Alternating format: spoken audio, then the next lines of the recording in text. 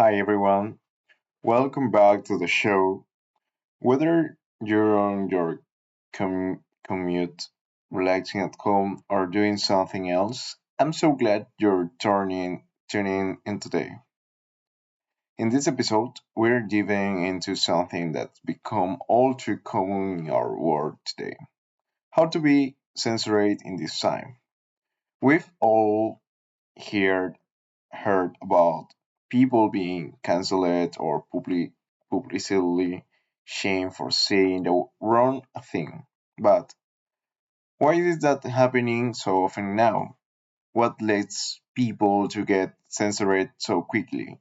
How can we navigate this in a world that feels like it's always on the edge of outrage? Then let's divide in. So, first things first, what does it really mean to be censored in this time? Traditionally, censure meant a formal reprimand, often in politics or by some kind of institution. But in these days, it's more about public disapproval, right? If you are, or if you say, if you was saying something wrong, but it's a wrong, right? It's not like it's your opinion about the topic, or I don't know. You can be disapproval for the public. This can happen on social media, in your workplace, or even in your personal relationship, right? The thing is censor now happens fast, sometimes too fast. One tweet, one comment, and suddenly you're facing a public backlash. Even if you once wasn't your intent, and this happens across different spaces, from a workplace to online communities or to even public figures like celebrities. Why it happens so fast today? Why has censor become so quickly today? It all comes down to speed and accessibility. Social media platforms amplify opinions, whether they're positive or negative. Something can go viral in a matter of hours. And once it does, the response can come just as quickly. Also, sensitive. Sensitivity, sensitivity has risen in many areas of the society, and that's not a bad thing. We're more aware of issues like racism, sexism, and inequality than ever before. We're creating more just a word, and that's a good thing. But sometimes that sensitivity crosses a line. Instead of healthy discussions or learning opportunities, we end up with a culture of immediate backlash. This means that even if you make a small mistake, people may attack you without offering a chance to explain yourself, right? What gets you censored? Now, let's talk about what actually gets your censored these days. Unpopular opinions, what I mean, if you express an opinion that goes against the grain, even respectfully, you risk backlash, especially on topics like politics or social issues. If you're not saying what people expect, you can be called out. Jokes or humor. Humor can be tricky. A joke that seems harmless that to you might be interpreted as offensive by someone else. Even if you don't mean any harm, humor that falls flat can result in public criticisms. And misunderstandings. Sometimes a comment or post is taken out of the context, and once it's out there, people might react before even understanding the full picture. 4. Speaking against popular narratives. Challenging a widely accepted idea or belief can be dangerous. You might get labeled as out of a touch or controversial simply because you're representing a different perspective.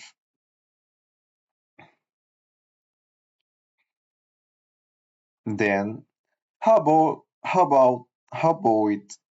getting censored and still speak up? This is that advice. So, how can you avoid censor but still stay true to yourself? Here are a few things to keep in mind, and you can stay or have present in in in each word that you say and that you practice on your conversation with different peoples, with different persons, with your family, with your friends, in the social media. I don't know, but know your audience. Context is key. Is the key, right? If you don't know the context, you can you can stay or you can take out of the context a little word, right? What you say in one space maybe may not be okay in other. Always think about where and how you're sharing your thoughts, even if you you feel a little more confidence, but you know your audience or you know how person is next to you, right? What person is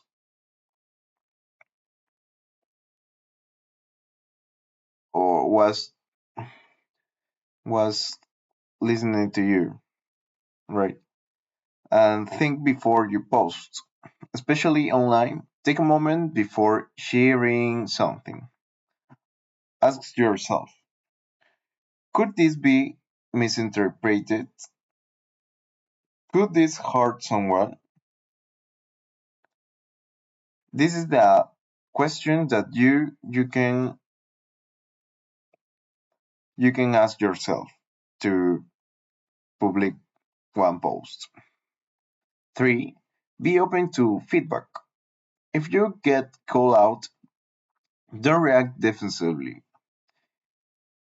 Take the time to listen and learn about these conversations or these feedbacks. It doesn't mean you're wrong, but it does mean that you have the opportunity to grow. And I think that many people have the opportunity to grow and learn about your wrongs or your what you're doing wrong. But maybe it's not like that, right? It depends. But you don't you don't lose anything if you listen to other person and you analyze your opinion or your thoughts about you, about your what you say about you, right? But it's opportunity to grow. In the 4 point, be respectful and empathetic. Disagreeing with someone doesn't mean disrespecting them. Speak thoughtfully and be aware of how your words affect others, right? So you can say be respectful and protect with other persons. Choose your battles in the last point. Not every thought or opinion needs to be shared publicly. Sometimes it's better to save it for a more private conversation where things can be discussed for more openly, right? You don't know if the person that you share this opinion or your thoughts uh, about a topic that is it's a very controversial. You don't know if this person can take a bath, right? A bath and feel him or feel them bad for your opinions or your thoughts. You can you can have empathetic or reserve for a conversation private, but with your close with your close friends or with your people more close, right? So how do we find balance in all this? We need to hold people accountable for harmful actions and words, but we also need to allow space for growth. People make mistakes. That's part of life. The problem is when we don't give anyone to the room to learn from those mistakes. That's where censor can turn into something harmful. When it stops people from growing, we need to create a world where we can speak freely and still be respectful, where we can disagree, but do it in a way that leads to real conversation, not just public shaming.